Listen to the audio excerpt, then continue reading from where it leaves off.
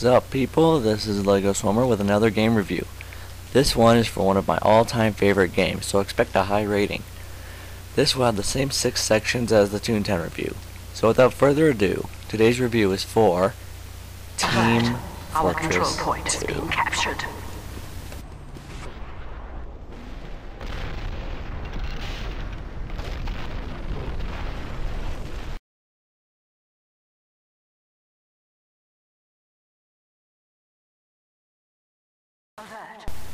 Team Fortress 2 is a multi-class team versus team multiplayer game in which you get to choose from one of 9 classes to battle for the red team or the blue team.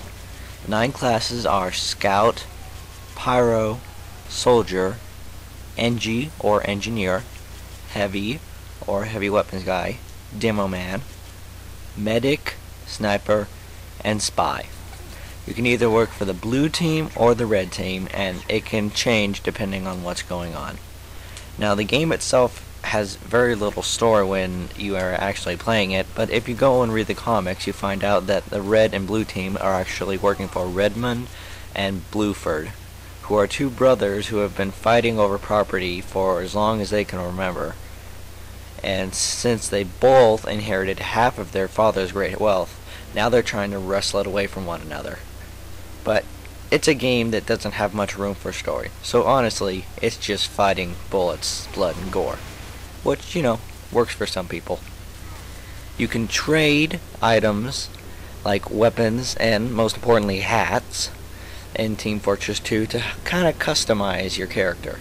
It's not a role-playing game by any sort, but you still are able to change things, get new weapons and such, like the dead ringer for the spy, which is a cloak that fakes your death, so that people think you're dead, and it makes you invisible. Then you uncloak and are able to backstab them.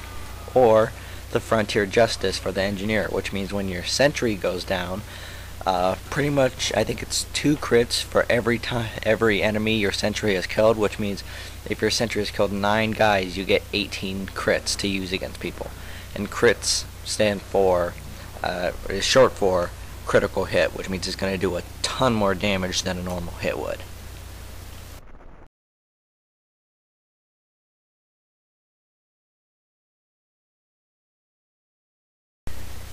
Gameplay from 1 to 10, I'm going to give it a 9.5. The reason I'm not giving it a full-fledged 10 is because you're constantly fighting, that's all you do. And that's the whole point of the game, don't get me wrong, but there's pretty much nothing else you do in the game. Of course, that's kind of what makes it fun. You can talk to people through chat with a microphone if you have one, depending on the server. You can talk to them by just typing things. You can do it team only or with everybody. And you even have a set of kind of preset commands for each of the classes for them to say, like well, there's battle cry, or to warn somebody that there's a spy, or to cry for a medic, because you get pretty beat up in this game. So yeah, I'm gonna give it a 9.5, simply because that's how good I feel this game plays.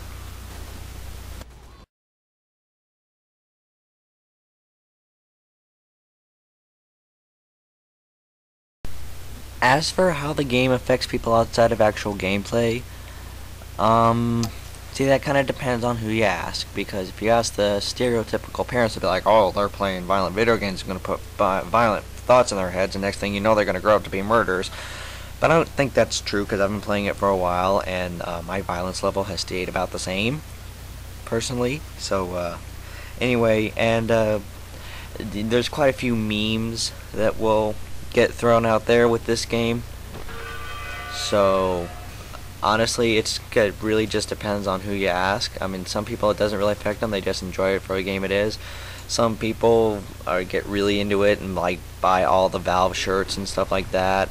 As for me, I'm kind of somewhere in the middle. I do enjoy the references though, because I have a bunch of friends who play it too, so I'll burst into the room acting like I'm holding a minigun and I'll yell, "Son bitch, make me strong!" I have a really good heavy voice, so it always makes people laugh. Even the people who don't know what I'm talking about think I'm just maybe doing some crazy random Russian, and they think that's funny too. So not to pick on Russians at all, but you know. So that's basically my summary of how it affects people outside of gameplay.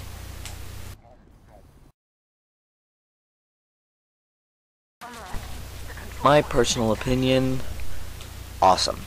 Really, just honestly, this is a game I could spend hours on and not even know they went by.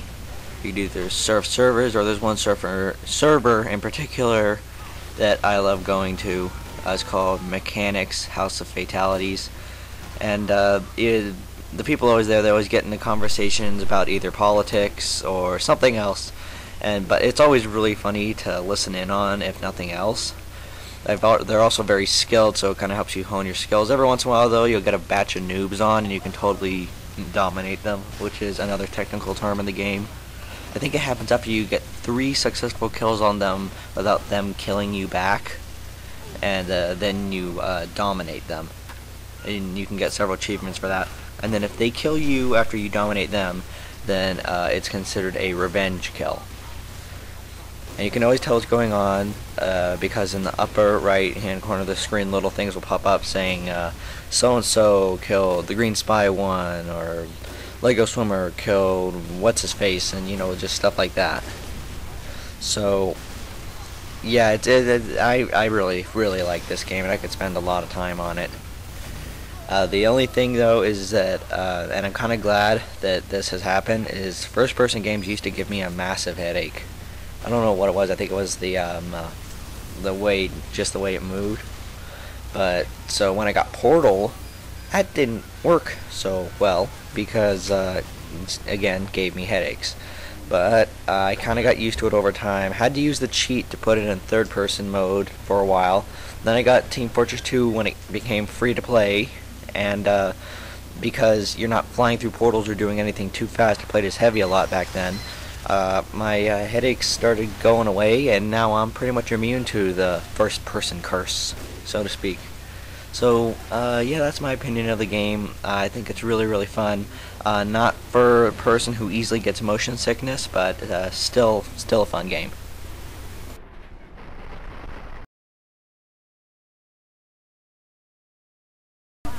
Overall review, I give this game a 10. Full-fledged 10, all the way.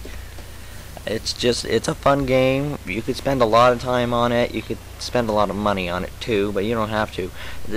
To go from a free player to an unlimited access player, all you have to do is go to the TF2 Valve store and buy at least $5 worth of items, and then it'll give you a free little thing that'll say TF2 upgrade, and that means that it's gonna upgrade you to unlimited access, where you can trade, you have a much bigger backpack, you can do a lot of stuff, and you get more crafting options too. So I've enjoyed it, and I recently moved up to unlimited access, and I think it's a great way to go. And honestly, I mean, the unlimited access thing is free. You're really just buying a stockpile of weapons or hats, and the unlimited access is just the icing on the cake. So you get all kinds of great stuff. Personally, one of my favorite items is probably the gunslinger for the engineer. You can run out, pop down a mini sentry, run. It'll give you a few extra hit points, and the mini sentry will either distract them, or I've actually dominated several people with the mini sentry, especially when you go to a server with really low gravity, because it's able to just sit there and hit them over and over again while they're floating or through the air. So yeah, overall rating, full-fledged 10 for Team Fortress 2.